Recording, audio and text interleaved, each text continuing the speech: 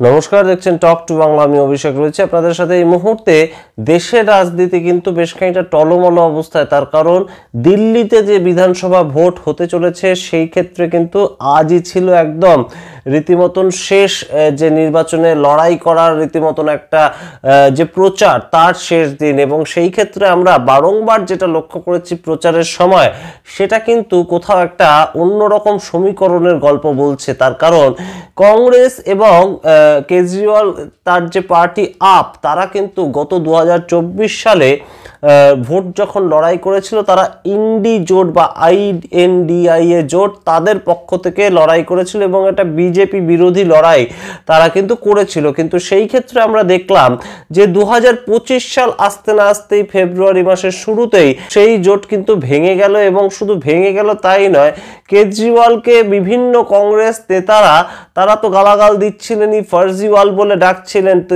কিন্তু বিভিন্ন কিছু ঘটনা ঘটলেও রাহুল গান্ধী লোকসভার বিরোধী দলনেতা এবং অবশ্যই কংগ্রেসের শীর্ষ নেতা হিসেবে তিনিই পরিচিত এখন, এবং তিনি যখন কেজরিওয়ালকে উদ্দেশ্য করে বেশিরভাগ বক্তব্য রাখেন, একটা প্রচার সভাতে গিয়ে তিনি বিজেপি বিরোধী যা না কথা বলছেন, মোদি বিরোধী যা না কথা বলছেন, কেজরিওয়াল বিরোধী বেশি কথা বলছেন, সেই ক্ষেত্রে অবশ্যই মনে হয় যে অন্যরকম কোনো সেটিং হয়ে যায়নি তো, তাহলে দিল্লি কোনোভাবে বিজেপি দখল করতে পারবে না তো।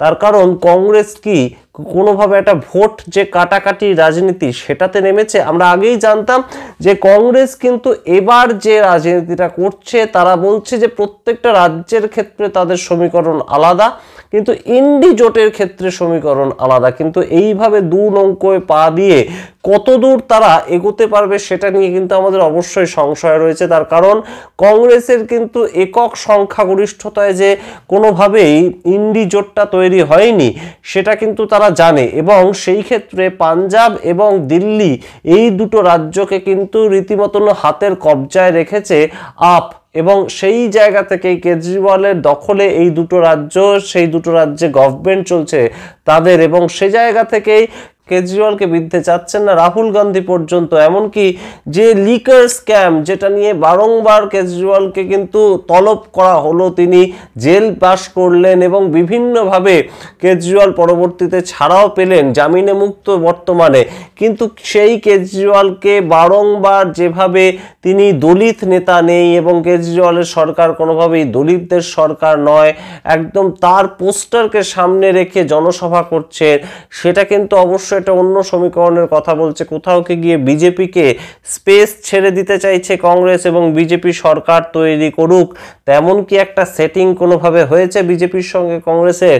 রাজনীতিতে কিন্তু কোনো কিছুই একদম অস্বাভাবিক নয়। সুতরাং বিজেপি এবং আপ সরকার তাদের মধ্যে যেভাবে লড়াইটা হচ্ছিল সরকারকে দখল করা নিয়ে, সেখানে কংগ্রেস যেভাবে নতুনভাবে একদম গজিয়ে উঠে দিল্লিতে ভোট লড়াইটা করছে, সেটাই কিন্তু আমাদের অবাক করেছিল। তার পরবর্তীতে বারংবার কেজরিওয়ালকে ফার্জিওয়াল থেকে শুরু করে লিকার স্ক্যামকে নিয়ে কোণঠাসা করা, সেটাও আমাদের নজর কেড়েছিল বইকি, এবং সেই জায়গা থেকেই বারংবার কেজরিওয়ালকে উদ্দেশ্য করে বক্তব্য রাখা, এমনকি রাহুল গান্ধীর পক্ষ থেকেও সেই যে বক্তব্য, সেটা আমাদেরকে রীতিমতন ভাবিয়েছে। এবং ভোট কাটাকাটির যে রাজনীতি, সেটার মাধ্যমে কোথাও বিজেপি একটা স্পেস পেয়ে বিজেপি সরকার দখল করে নেবে না তো, এই জায়গাটা কিন্তু অবশ্যই একটা প্রশ্নচিহ্ন এই মুহূর্তে। এই প্রশ্নের উত্তর আমরা অবশ্যই পাবো মার্চ মাসের শুরুর দিকে, যখন গভর্নমেন্ট তৈরি হবে। হয়তো কেজরিওয়াল সরকার আবার গভর্নমেন্ট তৈরি করবে, কিন্তু কেজরিওয়ালের দল এবং বিজেপি দল তাদের মধ্যে যদি একদম কাটায় কাটায় আসন তৈরি হয়ে যায় এবং কংগ্রেসের থেকে কিছু আসন কংগ্রেস যদি জিততে পারে, তখন কিন্তু আসল লড়াইটা তৈরি হবে। কংগ্রেস কাদের দিকে যায় সেটা তখন কিন্তু বোঝা যাবে, এবং কংগ্রেস যেভাবে লড়ছে কোনোভাবেই যে কেজরিওয়ালের দিকে যাবে না, তাহলে কি কংগ্রেস এবং বিজেপির জোট আমরা দেখতে পাবো? আমরা জানি না।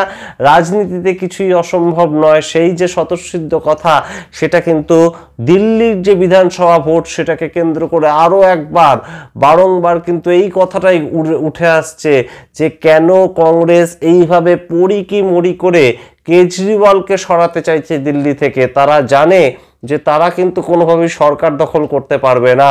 তাহলে তারা কি চাইছে? বিজেপি সরকার দখল করুক? তাহলে কি হলো ইন্ডি জোটের ভবিষ্যৎ আমরা জানি না। একদম পরবর্তীতে কিন্তু আমরা এইদিকে নজর রাখবো, দেশের যে রাজনীতি, ইন্ডি জোট কিন্তু লোকসভার ভেতরে একরকম, লোকসভার বাইরে আরেক রকম পারফর্ম করছে এবং সেটা কিন্তু আমাদের অবাকই লাগছে। আমরা সমস্ত খবর আপনাদেরকে জানাতে থাকবো। দেখতে থাকুন টক টু বাংলা। ভুলবেন না টক টু বাংলা ইউটিউব চ্যানেলটিকে সাবস্ক্রাইব করতে, পাশে থাকা বেল আইকনটি অবশ্যই ক্লিক করুন। ধন্যবাদ।